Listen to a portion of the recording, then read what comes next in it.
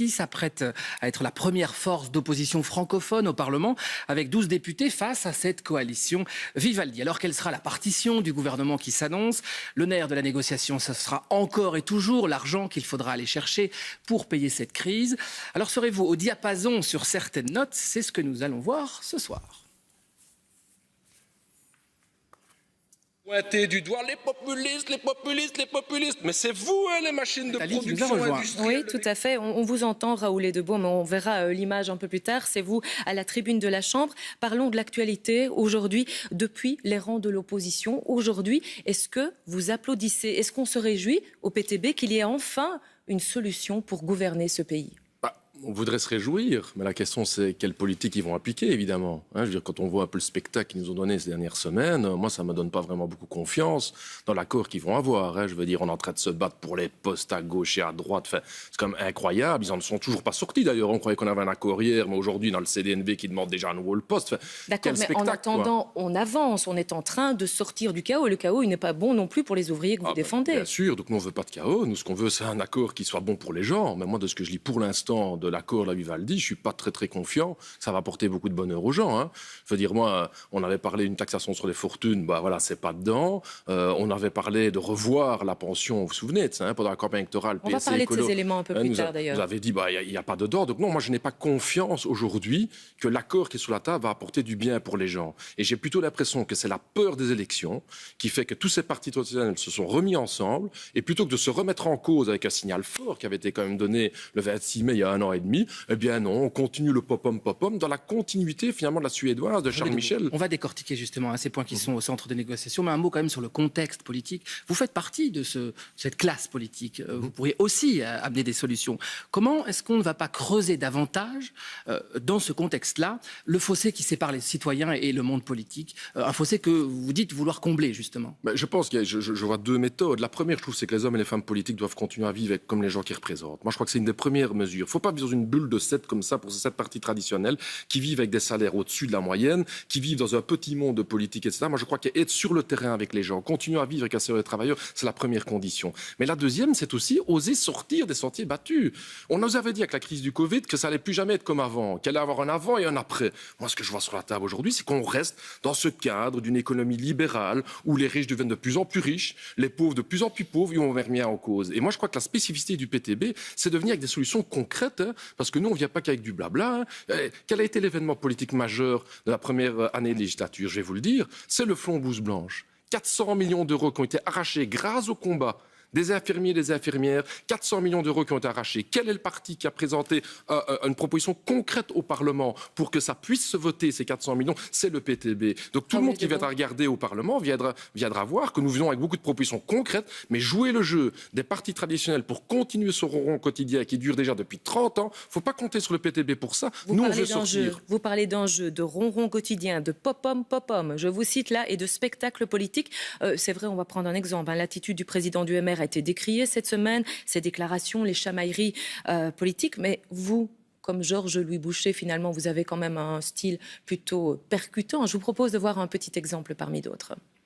Vous êtes toujours en train de pointer du doigt les populistes, les populistes, les populistes. Mais c'est vous, hein, les machines de production industrielle de mécontentement de la population. C'est vous qui êtes responsables pour ça. Un peu d'humilité en politique. Un peu d'humilité. Casser les codes en politique, c'est pas casser la politique, Raoul Edebo. Non, pas du tout, justement, c'est donner confiance. Vraiment, ce que j'ai dit là au Parlement, c'est juste, non, franchement. En quoi ça fait avancer la sérénité des débats? Justement, ça rend confiance en la politique aux gens. Les gens se disent, il y a une autre manière de faire de la politique. Et de ce que là, moi, je fais pas la politique comme Georges-Louis Boucher, ce qu'il faut un petit peu arrêter. Ce que moi, je traduis là, c'est ce que tout le monde pense. Écoutez, vous présentez le JT ici chaque semaine. Je suis sûr que vous êtes vu aussi avec toutes ces péripéties. Mais c'est pas possible. Il faut quand même pas continuer ces politiques. Justement, on essaye d'expliquer les enjeux, d'expliquer le contexte. Comment on va expliquer encore aux citoyens, 16 mois après les élections, que ce qui se passe au Parlement, c'est important pour nous tous, pour les citoyens? Bien sûr, c'est important. Mais moi, je vais pas aller expliquer, parce que je ne sais même pas vous répondre à la question. Pourquoi pendant 16 mois, ils ont fait ce cirque-là? Je ne sais pas vous répondre. Franchement, mais votre rôle en tant que député, c'est de défendre justement les intérêts de tous les citoyens. C'est pour ça qu'on vient avec des propositions concrètes. Allez, je prends un exemple. La pension à 1 500 € minimum. Franchement, c'est quand même concret. Il y a 5 ans, avec le PTB, nous avons lancé cette proposition-là. Nous étions seuls, avec les organisations syndicales, à lancer cette proposition-là, tout seuls. Vous vous souvenez, on a lancé ça à notre manifesta, une grande fête annuelle qu'on fait. 5 ans plus tard, c'est l'objet de la discussion au niveau des négociations, cette pension minimale de 1 500 € parce qu'on ne peut pas continuer dans un des pays les plus riches du monde d'avoir dans les pensions les plus basses en Europe. Et donc c'est comme une contribution positive du PTB dans le débat d'avoir mené une campagne. 180 000 personnes ont signé notre initiative citoyenne pour cette pension. Je voudrais les remercier d'avoir signé ça. Et on va continuer le combat parce que maintenant, ils en discutent. Mais j'aimerais bien savoir si ça va vraiment être... du brut, du net, justement, et la question de quand est-ce que ça va être appliqué, si c'est directement appliqué là, dans les prochains mois, ou si c'est à la fin de la législature. Exactement, parce que moi, ça, c'est ma crainte. C'est un peu la pension 1 500 € Canada Dry qui sont en train de nous vendre. Hein, parce que la première question, brut ou net ? Ça fait 150 € de différence pour les gens. Ce n'est pas un détail. Alors, pour les ministres qui ont 11 000 €, c'est peut-être un détail, mais pas pour les gens. Deuxième question, aujourd'hui ou dans 5 ans? Parce que dans 5 ans, avec 5 années d'inflation, vous arrivez à une parité de pouvoir d'achat à 1 375 €. Donc vous commencez par applaudir une mesure et puis en fait tout de suite vous la critiquez. C'est ça ce dont on est en train de parler. Comment être constructif face à une situation qui est complexe, avec des enjeux qui sont aussi anxiogènes. Si à un moment donné, ce que vous plaidez, la pension de 1500 € sur la table, vous allez applaudir du coup cette coalition. Si elle est intégrale, évidemment qu'on va applaudir. Et donc c'est ça, il faut être constructif mais pas naïf. Et je crois que tous les travailleurs en Belgique, les employés, les ouvriers, les jeunes, le sentent, ça. C'est qu'il y a plein d'effets d'annonce du monde politique, mais que dans la pratique... sont en train de se concrétiser tout de même. Malheureusement, mais justement, pour l'instant, de ce que je lis dans la note, on ne parle pas brut ou net, on ne parle pas aujourd'hui ou dans 5 ans. Il faut aussi que ça se précise, il faut aussi que ça se négocie. Mais c'est pour ça qu'effectivement, nous allons continuer à mettre la pression jusqu'à la semaine prochaine. Alors, cette pression. Exactement. Et j'appelle aussi les gens à se mobiliser, parce que vous avez posé une question intéressante tout à l'heure, c'est comment rendre le goût à la politique aux gens. J'ai envie de dire aux gens, ne restez pas dans vos fauteuils en train d'écouter le monde politique classique, bougez, mobilisez-vous, investissez-vous dans les organisations syndicales, dans le monde associatif. Les jeunes qui nous ont montré cette mobilisation, c'est génial. Il faut vraiment faire entendre notre voix. Vous la mettez depuis les rangs de l'opposition, vous allez y rester, ça c'est un fait, comme finalement les nationalistes de la NVA, comme l'extrême droite, le Vlaams Belang.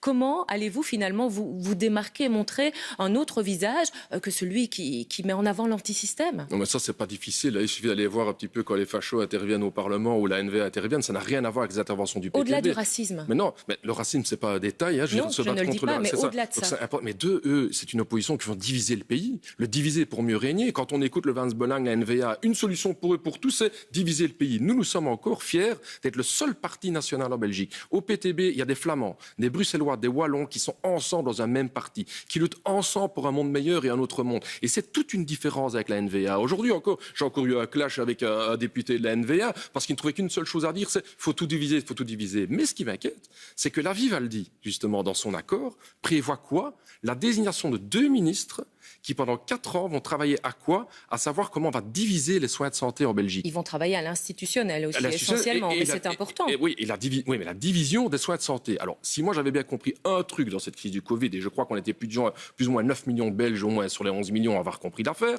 c'est que 9 ministres de la Santé, on ne pouvait pas continuer comme ça. Et que tout le monde disait, un ministre va suffire. Donc je me dis, après la crise du Covid, ils vont prendre une décision, on va tout remettre au niveau national avec un ministre de la Santé. Qui est né dans l'accord de la Vivaldi, il prévoit de diviser le pays. Donc notre opposition, elle est tout à fait antagonique à l'opposition des Vlaams. Il y a quand même une réflexion par rapport justement à ce bloc flamand, nationaliste et l'extrême droite. Au sein du PTB, vous êtes en train de réfléchir à comment on va faire autrement pour ne pas justement être juste dans le boxing? Bien sûr, donc pour nous c'est très important. Donc, on a eu aux dernières élections, on est passé de 0 à 4 députés élus en flanc du PTB. Il faut quand même le rappeler, on parle toujours de la percée du PTB en Wallonie à Bruxelles, mais on a 4 députés, donc on fait une fraction de 12 députés avec des Flamands, des Bruxellois et des Wallons. Et nous sommes occupés, et nous sommes très fiers de ça, de mener le combat contre l'extrême droite sur son terrain, dans les entreprises en Flandre, dans les quartiers en Flandre, pour clairement indiquer aux gens que plutôt que de taper vers le bas, vers les immigrés, plutôt que de taper vers le bas, vers les Wallons, plutôt que de taper vers le bas, vers les chômeurs, il faut taper vers le haut, vers les millionnaires, vers les spéculateurs, vers les banquiers. C'est ça notre rôle. Et c'est pour ça que de plus en plus de travailleurs en Flandre nous disent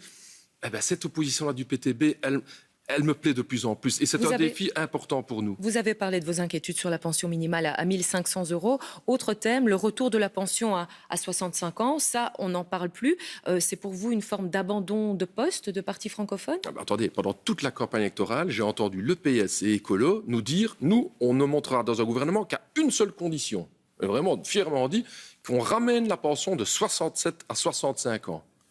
Résultat des courses pour la Vivaldi, il n'y a même pas eu une discussion de 2 minutes sur le sujet. Hop, la promesse est mise à la poubelle. Sauf que de nouveau, ça sérieux. Sauf que de nouveau, Raoul Debeau, si intellectuellement on est correct, on sait que c'est pas l'âge uniquement qui est l'enjeu de cette réforme. C'est la fin de carrière. C'est qui va devoir aller jusqu'à 67 ans ou qui pourra justement terminer sa carrière plus tôt. C'est cet aménagement-là qui doit être au cœur des négociations. Donc il y a d'une part... Le 60 ou 67 ou 65, c'est qu'un symbole. Non, donc, d'une part, il y a des gens qui vont devoir bosser jusqu'à 67 ans, mais vous avez raison de souligner que la question des prépensions et des fins de carrière est tout aussi importante. Et là, je constate que ce soit le gouvernement Di Rupo ou le gouvernement Charles Michel, tous ces gouvernements ont démantelé les prépensions. Moi, je ne comprends pas aujourd'hui que des travailleurs qui sont morts crevés au boulot, qui sont usés au travail, qui pourraient laisser leur place à un jeune dans l'entreprise, on continue à être obligé de faire bosser de plus en plus longtemps. Donc moi, je demande effectivement avec le PTB, nous demandons la réintroduction du droit à cette prépension à 58 ans, parce qu'il faut permettre aux gens de souffler. Moi, allez, vraiment, ça me révolte. Mon père, il est sidérurgiste, il voit.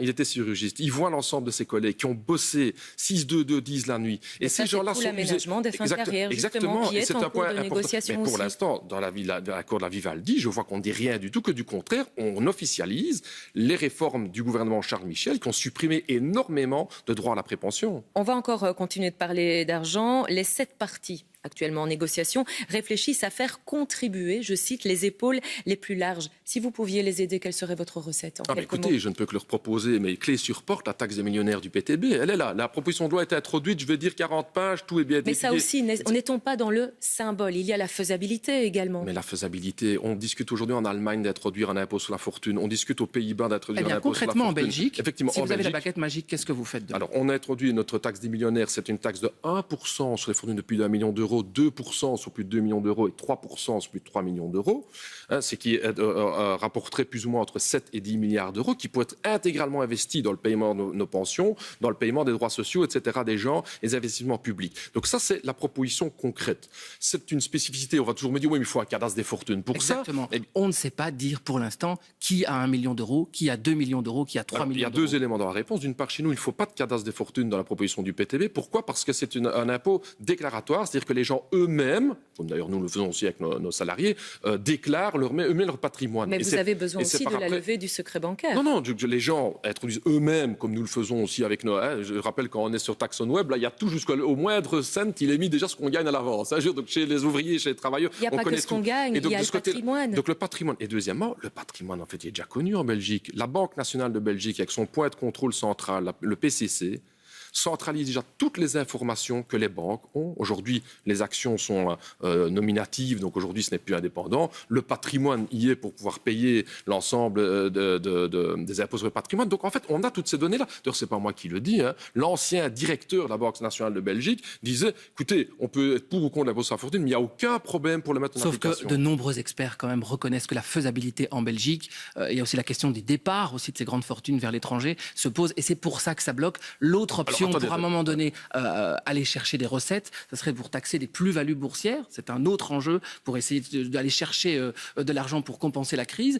Mais la question autour de ça, c'est comment on va essayer d'aller chercher de l'argent, taxer plus, sans tuer la reprise économique dans le contexte compliqué. Deux éléments. D'abord, vraiment, sur ce mythe de la fuite des capitaux. Je remarque d'ailleurs que quand c'est pour taxer les travailleurs, il n'y a pas de problème, ils ne peuvent pas fuir, ils restent là, on les prend. Mais sur la fuite des capitaux, il y a un rapport du Sénat français, sous Sarkozy, c'était quand même pas havre de gauchisme, qui ont analysé combien de pourcents des assujettis à l'impôt sur les fortunes ont quitté la France. Vous savez combien ?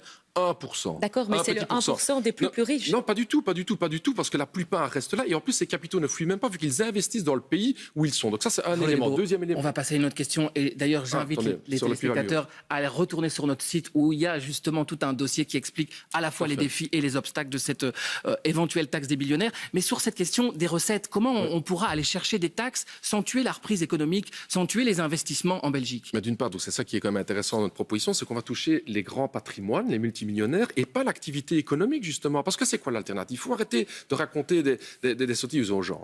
Donc le budget, il va y avoir d'énormes dépenses à cause de la crise du Covid. Donc la question que tout le monde se pose, c'est où va-t-on chercher l'argent ? Il n'y a pas 36 solutions.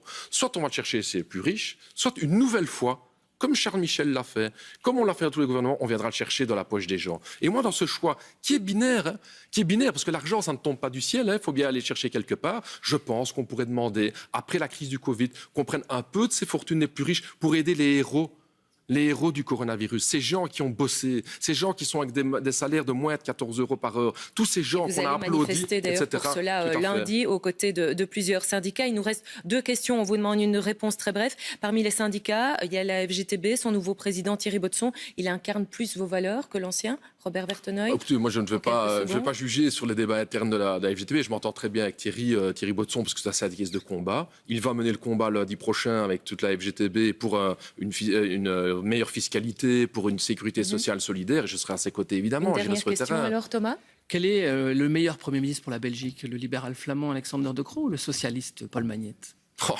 C'est une difficile question que vous me posez là. Pourquoi vous n'osez pas répondre? Mais non, mais je vais répondre. Si avoir un Premier ministre socialiste était garant des acquis sociaux, ça se saurait en Belgique. Je veux dire, les centaines de milliers de chômeurs qui ont été exclus, ils sont bien au courant que c'est aucune garantie. Donc pour moi, c'est un petit peu... Si Paul Magnette va au 16 rue de la Loi, il va compromettre les idéaux de gauche. Ben ouais, comme dit Roupeau l'a fait. Ça, c'est le problème, c'est que je ne sens pas des principes justement donc dans le combat. vous ne savez pas répondre entre le socialiste de gauche ou le libéral flamand? Vous parlez du Premier ministre. Moi, je préférerais qu'il n'y ait que des partis de gauche. Et je crois que le PTB aurait pu même en faire partie. Merci. Mais bon, on ne nous a pas évité. Merci Raoul Edebo.